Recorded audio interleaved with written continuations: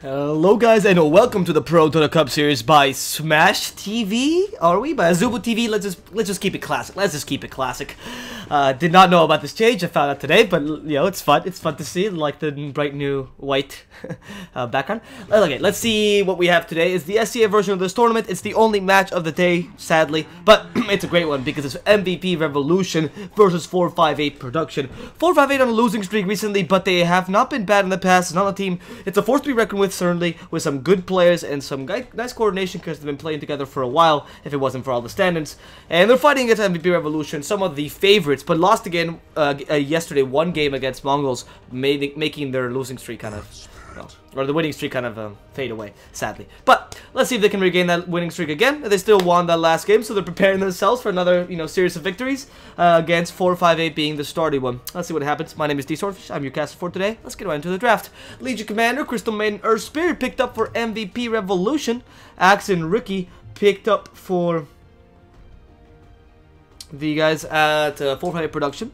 So we have MVP Revolution having some nice sort of sustain ganking power here with Legion Commander, Crystal Maiden, Earth Spirit. A nice amount of lane domination as well with the Legion Commander and the Crystal Maiden, being able to spam that press the attack, constant healing in addition to your passive. Hey Grey 8, how you doing, man? And in addition to that, you have a lot of ganking power with 2 stuns, a root, and the perma stun and silence that is the duel. So actually works nicely. I like what MVP Revolution is showing for now. Also, we have what is it? I believe it is Blizzy's Earth Spirit, which I enjoyed. I enjoyed the Kazakhstanian Earth Spirit. Woo! Love the new countries are getting into Dota. It's such a blast that it's becoming a thing in more communities. Right. 458 Production on the other hand. We have Axe, Ricky, and Tinker. What are they looking for? I mean, you have the Ricky kind of ganking combo with Tinker later on in the game, I suppose. So he gets a lot of vision, so heat-seeking missiles are easy to use in the early game. Assures you an easy mid lane, even against an Earth Spirit, because the smoke screen is very powerful, especially in combination with a Tinker damage. If he decides to go for a March of the Machines build, even surprisingly, he would actually have a lot of damage against, say, an Earth Spirit, because they come in rolling Boulder March of the Machines and you smoke screen him. He's like, oh my god, I'm so slow. Where do I go? Where do I go? And then he gets hit by 1,000 robots to the face and dies eventually. Right, Warlock on the other hand for 458 Production. Actually, it's okay with Ricky because the silence is very powerful. It's an area silence. It's one of the few heroes you can combo Warlock with, and you still have the ganking potential anyway. So you have the Berserker's Call from the Axe as well, in addition to a lot of teamfight from the Tinker, so it's fine. And the 1 second stun at the end is fantastic. The extra healing means that you might want to go for something along the lines of a Terrorblade or maybe an Anti-Mage. Anti-Mage is not bad, honestly, against Invoker, but the Terrorblade is the first thing that comes to mind with a Warlock. Gives him a lot. It's a lot of a sustaining lane, right? The Lifestealer is another option as well, because Lifestealer works in the same way. Spectre would be the last option for 458 Production. Here, those kind of heroes that work in lane, and you want to give them a bit of sustain or a bit of extra push. Eventual Spirit would have been nice, I guess, but obviously Terrorblade and Spectre come to mind as the top heroes, especially in this patch. Alternatively, you want to go old school, Medusa. Please don't. Please don't. I don't think Medusa's that great in this lineup. Or the Anti-Mage, like previously mentioned. We'll see. As for MVP Revolution, they also need to carry themselves. They're probably going to pick more of a reactive pick. Most carries work in their lineup. A Troll Warlord would have been great. We've already seen the combo of Troll Warlord with Legion Commander. Besides that, unless you pick something like a Tiny, for example, or something classic like a Juggernaut, there's nothing that's particularly great with the lineup. It'll work with anything, which is great, because that means they can play for Protect 1. All they need is really a carry that can have a sort of a ganking potential, but the Earth Spirit, the Crystal Maiden, and the Legion Commander all do that. And wow, a Juggernaut for 458, interesting. I guess it's maybe because they like that pick a bit better than other picks. It doesn't seem to go too well with the Warlock. I expect it's going to be for MVP Revolution. Right, it doesn't seem to go that well with the Warlock, but it does go well with the Axe and the Tinker's teamfight potential, and together with the Ricky, you get an easy Omni Slash. It's not bad. Whereas MVP Revolution will be picking up the Spectre straight up. I like that Spectre Crystal Maiden. Same idea of lane sustain, except you don't actually have... You have more killing potential with the Spectre, because the Spectral Dagger as well. It would have been a bit better if they could have picked a Juggernaut, for example, but the Spectre's particularly good against Juggernaut. Traditionally has Haunt, so you can easily evade that. Omni Slash is not too hurt by the Blade Fury because she usually likes to go for HP, and Dispersion takes away magical damage, so it's like having extra magical resistance. And, more importantly, you have the Manta Style, which easily dispels the Juggernaut Omni Slash. Well, not really dispels, but divides the damage among 3. The worst part about it is that when you're dividing the damage among 3 and you have Dispersion on, that Omni Slash is going to hurt your teammates a lot. That is not fun at all if you are playing the enemy, well, the rest of 4-5 production, especially Ricky. He's going to be in the middle of the team fight, be like, okay, I'm going to attack the Spectre now, and the Juggernaut will just Omni Slash him. Radiance plus the Dispersion will just kill the Ricky. He'll be like, oh my god, what am I supposed to do? Because he literally can't stand in the general area, but he's a melee hero, so it really screws him over. That's why Spectre is so great against melee carries. And the ninja picks are coming in. I love that. It always reminds me of Teenage Mutant Ninja Turtles. I wish they patched this so it actually works, so you can actually see the towers. It's not that important, but if they're gonna show it, and I might as well see the towers change. It's pretty cool. I like the little companion thing. I guess they don't want to show who's bragging about their companion, but I love to brag about my companion, so I don't see why you would not show that. Tisk, tisk, tisk. Right, last it's the nice. Putting it up, and we see the teams on screen. No pause. Oh, okay, nice. Give me a second. Alright, cool. I'm sure that might. Oh, is the camera? There it is. The camera's. Cool. So, getting into the game, guys. It's 4-5-8 production versus MVP Revolution. Let's start by presenting the teams, but before we do so, allow me to present myself. My name is DSwordfish. I will be your caster for today, and your cameraman, your streamer, and your host, and everything. You know, I'm just jack of all trades. Let's see what these teams are playing today. So, for 4-5-8 production on the Vietnamese side, we have just Easy for Arteezy, alright, as the support. I know they have other names, but since I don't know if they're a stand-in or not, I'm just going to call them by their screen name. In the middle lane, we have a Tinker played by 4-5-8. The Juggernaut played here by Tengu. In the second support position, Dr. Durex as the Ricky. And then finally on the Axe, Korgil in the off-lane position. As for MVP Revolution, the Kyrgyzstanians, I love that name, is going to have W. Zayek on the Crystal Main, the support position. Second support played by Blizzy here on the Earth Spirit. Playing the Invoker in the mid lane, it's Stormcat. In the offlane, we have Napalyoshka on the Legion Commander. And finally, as the carry, Pubber will be trying out the Spectre today. Spectre that went straight up for Poor Man's Shield. I like that. Sustain in lane, just in case the enemy team does go for some sort of, dual lane with the Ricky. After all, it's quite expected to go for a dual lane here with Ricky Maru helping the Axe a bit. Once he gets like level 3 or so, as by the time that happens, you'll have the Poor Man's Shield. Obviously, Ricky will gank mid lane first, and that's why the Earth Spirit's already joining them. The only issue is with just Cloak and Dagger and no Poison Orb, he is not that powerful at ganking the mid lane, so he might just... Okay, well, I'm just wondering what Durex is going to do. He's just going around, scouting around at the speed of sound, but not seeing much action. I'm going to go and harass the Legion Commander out of the lane. He's not as good as the Monkey King, but with a Warlock and a Shadow Ward, because you want to have some experience at the beginning. Oh, they've pinged. Okay, well, that was weird. Why did they ping that? Do they know they have a ward there? Maybe. Yeah, that's what they were pinging. And let's look at the matchups a bit. Let's look at the lane matchups. You have Tinker versus Invoker. You already see how bad this matchup is for the poor Invoker.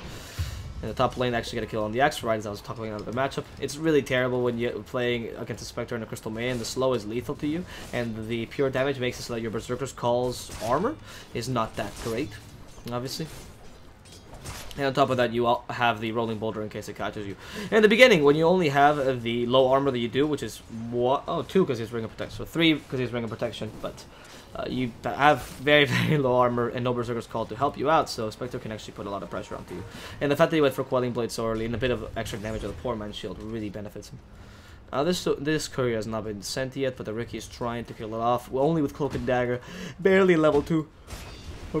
Barely able to pass level 1. Easy for Arteezy now. Find Napalyoshka. He can heal himself with the Shadow Ward, so he's fine. And in this mid lane, I think Stormcat is just dancing around the Tinker, getting the Cold Time. It's pretty nice with this creep around. Using the sentry in case the Ricky's around, but there's no Ricky. However, this Tinker is still very powerful, and you don't want to face him head on. Durex, finds W Zayek. This could be hard kill, even with Battle Hunger.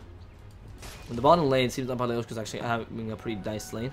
He's even gone to steal the bounty room, getting lasses whenever he can, but beating the Spectre in terms of lasses, which is nice. And also beating the enemy carry, that being the Juggernaut. Spectre's quite even with him. Mainly because the Axe is actually putting a lot of pressure too, so both offlaners here are doing a pretty good job of putting pressure onto the enemy carries. And now let's see. Oh, careful. The WZag now is going to be selected the target aggression. That's Battle Hunger. They have no smoke screen, but they do have a poison over the frostbite into the Axe, so he can't spin around him, but he wasn't going to spin anyway. You should have frostbitten the Ricky. W Zayek is going to die anyway, though, and the support will be exchanged for a Tinker in the mid lane. Definitely worth it for the guys at 4-5, for the guys at MVP Revolution. I don't think the frostbite would have made a difference, but, I think maybe taking away the poison herb as opposed to an axe that wasn't going to be able to spin because you're not going to be hitting him. So it's axe's only attack damage, whereas Ricky gets the attack damage plus cloak and dagger. Yeah, I don't think it'll make much of a difference though. Axe is also behind. It's a bigger model. Oh well. Small nuanced things. Invoker with the tangos. That's really nice. But they know there's a sentry there, obviously, and he just pings it out. Easy for RTZ. Seems mad. And stop playing the Crystal Main has finally decided to put a little bit of pressure on the axe with the help from the Earth Spirit. This could be a kill actually. No Berserker's Call still available. Rolling Boulder misses though. And the Boulder Smash available. Not yet used. They don't need it as the Frostbite will ensure them the kill against the axe in the top lane. Meanwhile, in the mid lane, it seems like the Tinker is having a bit of trouble with the Invoker, who's now grown a pair and started attacking him offensively, taking advantage of the Exort Orbs, the Arcane Aura, and obviously that super strong Cold Snap.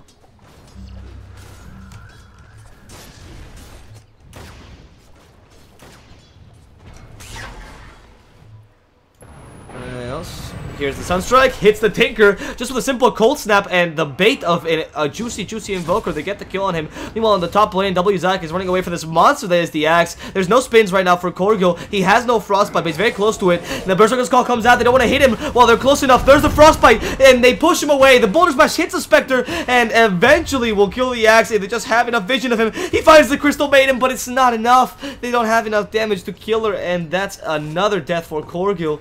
And another kill for this Spectre. Pupper very happy with how this lane is going, and even saving the Crystal Maiden in the process. Cold Snap down to Dr. Durex, who's trying to harass Stormcat, but in fact he might die as a result. Dr. Durex, oof, no Sunstrike there, but how much damage? Yeah, 225, he could have killed him. He could have killed him if he tried to Sunstrike, but it's a bit hard, and it's kind of obvious. Maybe not the easiest of Sunstrikes. There's no need to waste the mana. Even with the Arcane Aura, you'll be a really, really low mana. However, you don't have Ghost Walk, so what else are you going to really invoke? There's no Tornado, there's no Ghost Walk, all of your escape abilities are gone, so there's no point though. There you go, Smoke Screen. Now the Heat-Seeking Missiles, they take away the Infused Raindrop with a Blink Strike, and that actually might have guaranteed them the kills, because the Blink Strike means only 55 damage was taken away by the Infused Raindrops as opposed to 125. Don't know that, 120, sorry. I don't know if that was on purpose, but if it was,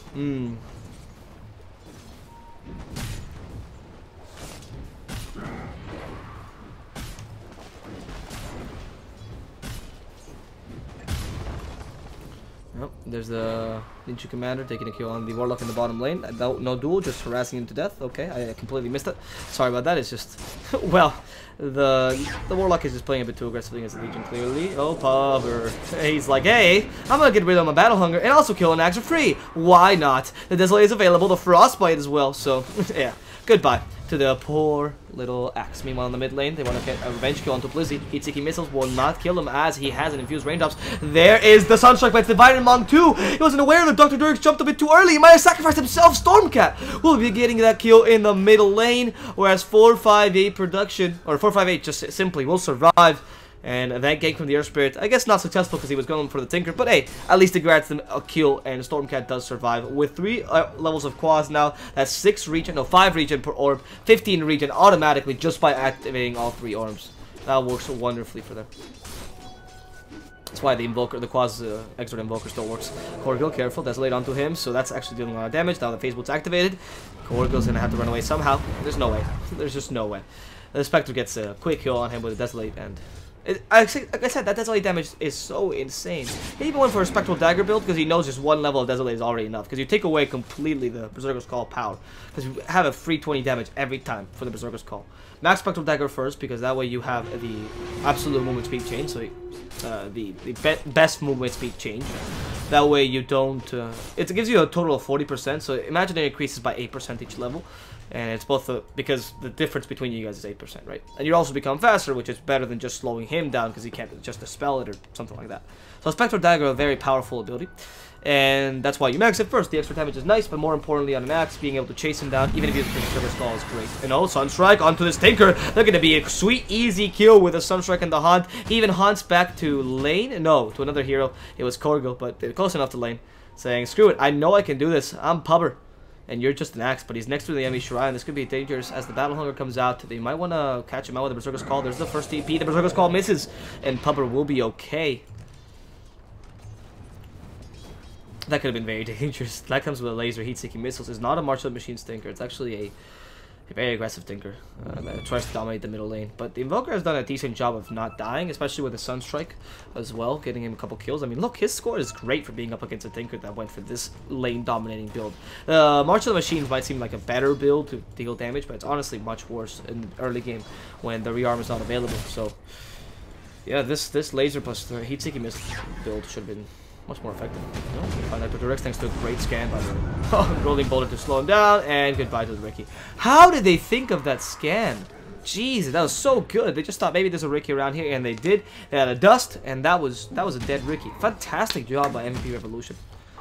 That was not like a great play in the physical sense, in the mechanical sense, I suppose, but it was just a tactical. Spidey sense tingling, and then boom. Scan. I love when players do that. It really shows how much they play Dota, that they actually know that there's going to be a Ricky here at this certain time. It's not studying the enemy team because there's not enough footage of 4-5 production to determine these kind of rotations yet, but there is just knowing the game. And Napoleon should be careful because he has phase, but wow, that overwhelming odds actually destroyed the enemy team. And look how fast he's going. Press the attack to take away the battle hunger, and he's going to be fine. Mr. Napaleoshka is a force to be reckoned with now. Level 7 and a very buffed up Legion Commander with 4 levels of overwhelming odds, 1 level of press attack enough to just to dispel things, and now the duel. This could be an easy kill upon the Tinker as the Frostbite will come out first, and then even coming from down below. Where will the Tinker run up to? He has no place. W Zayak hits him with a Crystal Nova. He wants to kill Mr. Stormcat first, but the Frostbite hits him. So will the Sunstrike in the duel, and that's going to be an easy win for Napaleoshka, getting a kill on the enemy Tinker. Very important kill here. And they even find someone else, Dr. Durex. No, but there's no... Well, there's a sentry. You might see him. I don't want to go on to... Oh no, it's actually Dr. Durex going to initiate. Overwhelming odds though. Deals a lot of damage to both LFT and Korgo. There's the Hunt, hits Dr. Durex, and he's trying to kill off the Invoker, but it's not the best of ideas. The Axe already went down. A beautiful Boulder Smash that catches them both, and Dr. Durex will go down to the power of the Invoker's Pubber is now chasing down Easy for TZ. Seems like the easiest kill, pun intended, as Pubber is going to run away from this team fight now because he's afraid of the March of the Machines. Napaleoshka is not so afraid though. He goes into the poor Warlock, but he's going to be hit by the laser, not going to be hit him with the last hit. However, he's gonna survive there, and 458 might be the one to die as Pupper's now chasing him down. One last auto attack will do the trick as the Tinker dies. And Napaleoshka, he's playing with fire. He's against LFT. He's gonna start healing. He has the duel already available. Doesn't want to hit against someone that has Blade Dance on. There's no overwhelming odds to deal a bit of extra damage. The duel's still ready, and he's so antsy for it. The face was activated by both of them. In comes the Ricky, and Napaleoshka is forced to back away. No, he's not gonna back away. He's just gonna die here. Calling Blade to finish him off, and the greed was punished by that axe.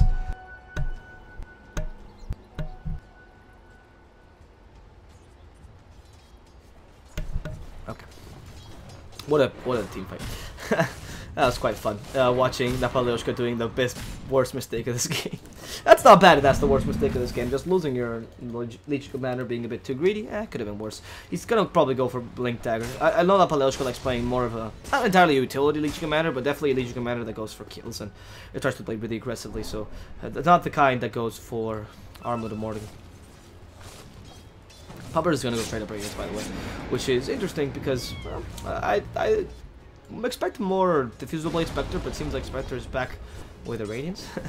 And with that, he will have... He's only not that far from the Sacred Relic, 1300 away, not that far from the recipe itself. He's farming decently well. Almost at 500 gold at minute 12. He might be able to get it even like minute 16 or so, together with like Poor Man's Shield, or in a Shadow, Face Boots, Magic Wand. That's fantastic. That's just because of the kills and the constant use of the Haunt. It reminds me of how Eternal Envy and Silent used to play Spectre, which used to play Haunt.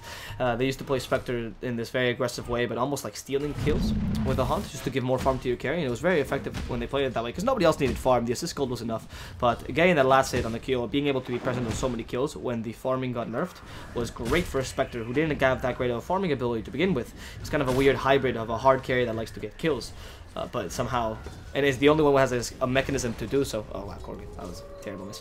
And that turned into his golden point. Remember when Badman was 8k and everything? That was his golden point. But of course, it was the style of Eternal Envy and people like Silent as well, who was a great Spectre back in the day. That was that Russian player that allowed this to happen. So I don't know, I like watching that again. It seems like this is the kind of Spectre, because he still goes for Radiance and that kind of, and not a really aggressive build, more of a late game that the Spectre should be built. And Napaleoshka wants to get easy for Ortiz. but he's going to be caught in the middle of the smoke screen. However, the Spectre will come in, get a kill onto the Warlock, now onto the Ricky. That Sunstrike won't hit him, but doesn't matter as they'll still win the duel. Corgo's now being chased by 2, and Popper destroys him with 1 slice of the blade. Crystal and Lova to finish him off. That's going to be a 3 kills for the guys at MVP Revolution without the waste of an Invoker, who actually decided to go for drums, but he didn't have to leave his lane whatsoever. In fact, they're going to go top lane. LFT is playing with fire here. He lost his Blade Fury. He's going to silence him first. There's the Cold Snap plus the Meteor. This poor Tengu, this poor Tengu is not going to be able to make it out alive. That was a questionable play, Blade Furying without the need, or without a TP. He could have just TP'd right there and it would have been fine, but instead he decided to stay. And he had a TP in his inventory off cooldown and everything. Alright, Axe. Oh, not finding Napalyoshka. Papa with a haste.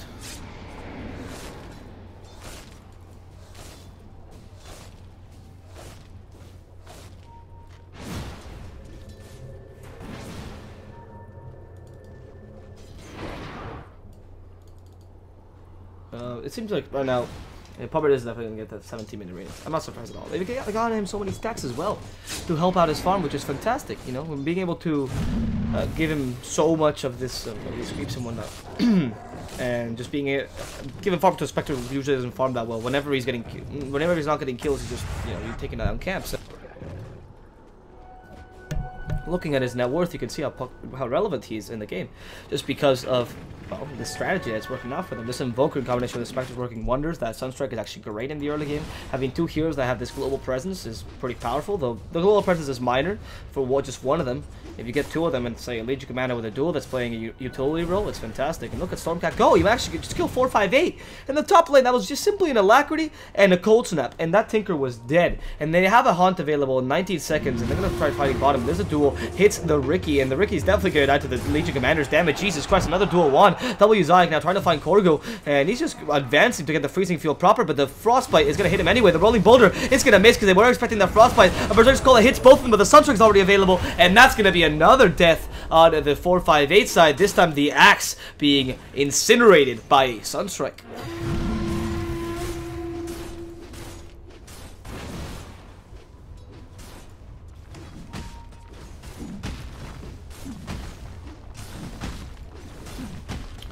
I think I'll take a tower down in the bottom lane. That's a Dire taking an extra tower. Why not? Whereas Pubber's gonna have a Radiance available in his inventory in no time. I'm actually really excited about this. Let's look at the enemy team. I haven't looked at them too much. The Yasha on the Juggernaut, but no Monster just yet. The Tinker's super poor. In fact, not even... He just got his travel boots? I cannot. No. This Tinker have been destroyed this game by MVP Revolution. I wasn't even know. I mean, I know he has died a lot of times, but I was wondering why he wasn't so relevant. He just got his travel boots this late in the game, 15 minutes in. I was concentrating so much on the Spectre that completely surpassed him.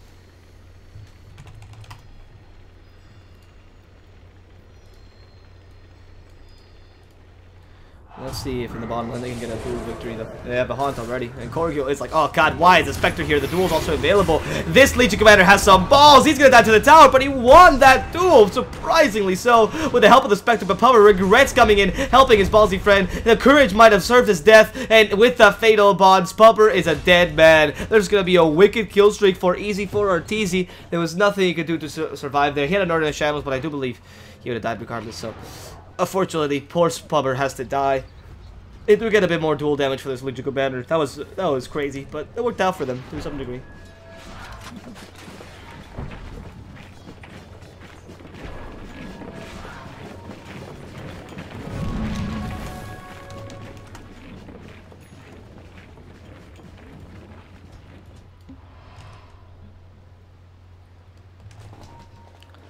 Let's see. In the middle lane, Blizzy is gonna be. Oh no, there's a smoke screen. Oh, smoke tank. Smoke screen.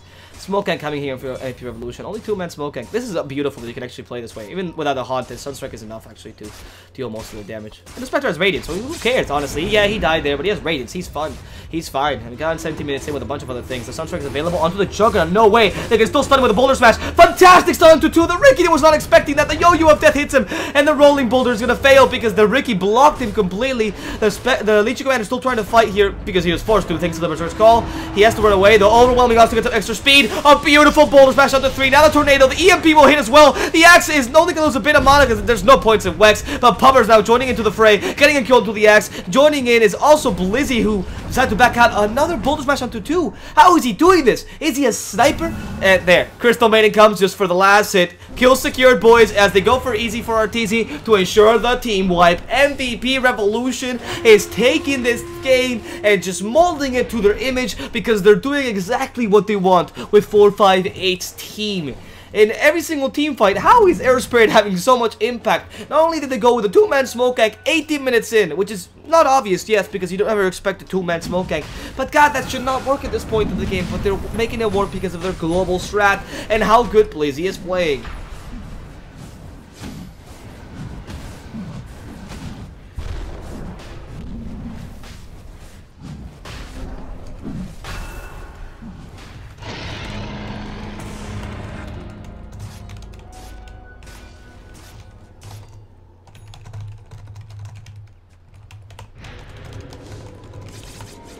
Alright, we'll see now how the guys at MVP Revolution will be taking the shrine. The Agnes fresh on the Invoker, ready to activate. Well, not really fresh, but used them in the last team fight. So you can see how effective the Invoker is now with that Ags. And the enemy team, I mean, there's no Ags in the Tinker or Nita Lens or anything really. He only has Travel Boots, which is unfortunate because they've cancelled the Tinker out completely. The Ags similarly wasn't even able to get his Blink Dagger 18 minutes in. And you're fighting against a Spectre. Your late game isn't even that good. You have a Juggernaut only, who's now forced to go for Maelstrom. That Maelstrom on the Juggernaut is fantastic to deal with the Spectre, obviously, but you're getting it way too late, and it's more of a recovery item, like, okay, I have to go for this. I would rather go for Mental Style Diffusal Blade and just beat you before, but at this point in the game, I'm probably going to have to deal with the illusions. That's a wise way to play. I like that they're actually recovering or attempting to, you know, change their strategy when needed. However, that leads into problems, which is obviously you're still behind by a lot of gold. Look at the craft go. It never started going their way at all. Hey, one team fight where they got that kill on the Spectre, I believe. Yeah, and that was at the most. And the experience graph is also not going in their favor. If you look at the hero levels, the Tinker is below the Crystal Maiden. This thing, this princess, is beating, oh, well, Tinker. This is why. Because he kept getting caught out with a Sunstrike, Cold Snap, and, yeah, Invoker. And this Quasi Exhort Invoker actually worked wonders. The way they played it was pretty much Quasi Exhort as in the olden days, and it worked really well for them. But now with the buff Alacrity just to help take structures, and that with the Legion Commander, who also got a decent amount of damage, 40 dual damage, mid 20s, okay. I consider, I mean, yeah, it's fine. It's 2 dual damage a minute. I mean, you think about it that way, that's a terrible way to think about it, but hey. And Pummer with the Diffusal Blade. Oh, there's the duel. Another, even more dual damage with the Sunstrike, not used just yet, and it came a bit too late. He was off. It was on cooldown. He has no Octarine Core yet, so it could be. However, Warlock dies. They don't get the. Oh, they do get the duel actually. The Legion Commander will get that bit of a duel victory there. That plus 14 damage, and now to 54. And with this, they'll take the tier 3. Oh, Ricky coming in. Careful. Invoker still has Aegis though, so he should be fine. That's why he's pushing in first, because he's secure with the rest of his team. They only took a tier 3 though, and I think the plan is probably to go for the rest of the tier 2s and then for the shrine, because it's easier once you take one tier 3 or one lane of racks to just move on to the other since you're winning anyway. But you can't do that if the tier 2 is gone.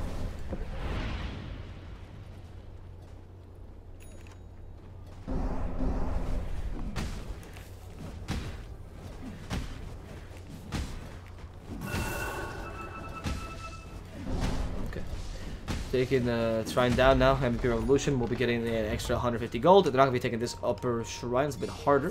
They're going to rotate to it eventually. The whole point is to get that extra gold and more importantly, take the vision away from the enemy team. If you're planning on pushing the mid lane and the tier 2, it's very easy to be able to take the vision and push them out. With Sunstrike onto the axe, the blade mail as well. He's going to spin and kill himself by accident. Why are you hitting yourself? Why are you hitting yourself? Legion Commander just stealing the ultimate amount of damage, or enough of damage to just kill off this...